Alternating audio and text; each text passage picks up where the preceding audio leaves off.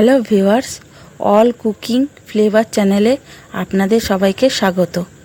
আপনাদের দেখাবো কিভাবে মাছের ডিম দিয়ে আলু পটলের সবজি রান্না করতে হয়। তার জন্য আমি গ্যাসটা অন করে তার মধ্যে কড়াইটা চাপিয়ে দেব। কড়াইটা ভালো করে গরম হয়ে এলে তার মধ্যে দিয়ে দেবো পরিমাণ মতো সর্ষের তেল। সর্ষের তেলটাকে ভালো করে গরম করতে হবে। সর্ষের তেলটা ভালো করে গরম হয়ে এলে তার মধ্যে দিয়ে দেব হালকা ভেজে রাখা মাছের ডিম। এবার মাছের ডিমগুলিকে ভালো করে নাড়াচাড়া করতে থাকবো। এখানে বলে দিই, আমি মাছের ডিমগুলিকে আগের থেকে হালকা ভেজে নিয়েছিলাম। মাছের ডিমগুলিকে এরকম দুবার করে যদি ভেজে নেওয়া হয় তাহলে মাছের ডিমের ভেতরে যে কাঁচা ভাগটা থাকে সেটা চলে যায়।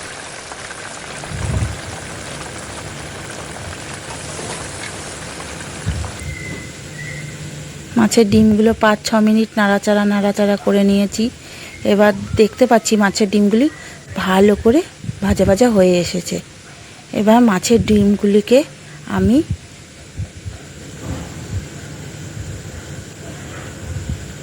অন্য একটি পাত্রে তুলে নেব। এবার সেই তেলেই দিয়ে দেব গোটা শুকনো লঙ্কা, আর তার সঙ্গে দিয়ে দেব পরিমাণ মতো জিরে।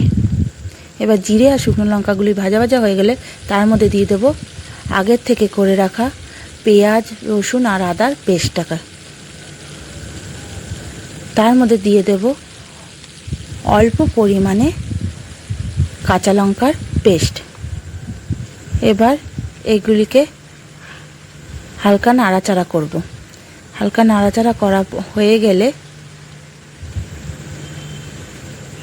এবার এর মধ্যে দিয়ে দেব আমি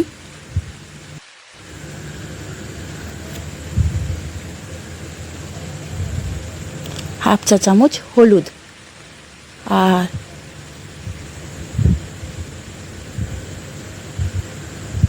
1 চা চামচ লঙ্কার গুঁড়ি। লঙ্কার গুঁড়োটা আপনারা আপনাদের স্বাদ মতো কমানো কিংবা কমিয়েও দিতে পারেন কিংবা বাড়িয়েও দিতে পারেন। এবার এর মধ্যে দিয়ে দেবো স্বাদ মতো নুন। এবার ভালো করে এগুলোকে নাড়াতে থাকবো।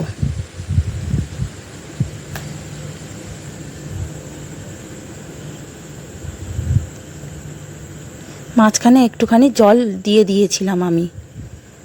এবার দিয়ে দেবো ফ্যাটানো টক দই।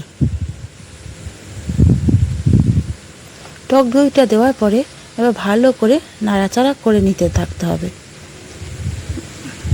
যাতে মশলাটা থেকে কোনো কাঁচা গন্ধ না বেরোয়। ভালো করে মশলাটা কষে আসলে মধ্যে দিয়ে দেবো সামান্য পরিমাণে চিনি। এতে টেস্টের ব্যালেন্সটাও ঠিক থাকে আর এই সবজিটার কালারটাও খুব সুন্দর হয়। এবার আমি ভালো করে নাড়াচাড়া করে নেব মশলাটাকে। মশলাটা যাতে কড়াইতে লেগে না যায় তাই জন্যে অল্প পরিমাণে একটু জলও দিয়ে দেব। এবার দেখতে পাচ্ছি মশলাটা ভালো করে কষে এসছে। এর মধ্যে ঢেলে দেব আগে থেকে ভেজে রাখা মাছের ডিম।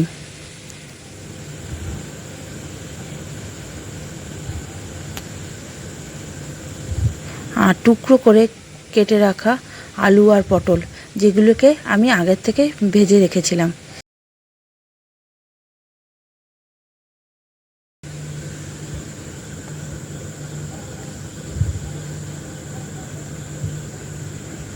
মাছের ডিমের সঙ্গে আলু পটলগুলোকে ভালো করে মশলার সঙ্গে একসঙ্গে কষিয়ে নিতে হবে।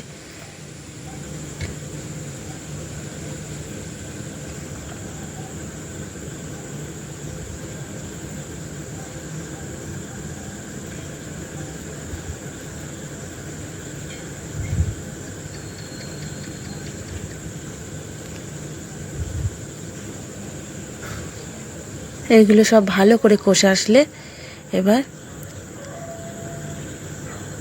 দিয়ে 1 গ্লাস মতো জল। আপনারা আপনাদের পরিমাণ মতো জল দিতে পারেন, কিন্তু এই সবজিটা যদি একটু মাখা মাখা হয় তাহলে খেতে খুবই সুস্বাদু লাগে।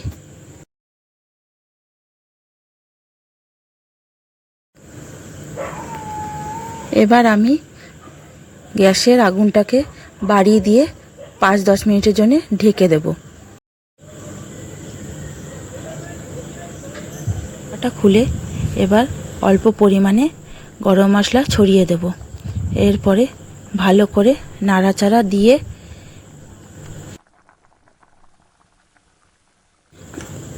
গ্যাসটা বন্ধ করে দিয়ে 5 মিনিটের জন্য ঢেকে রাখবো।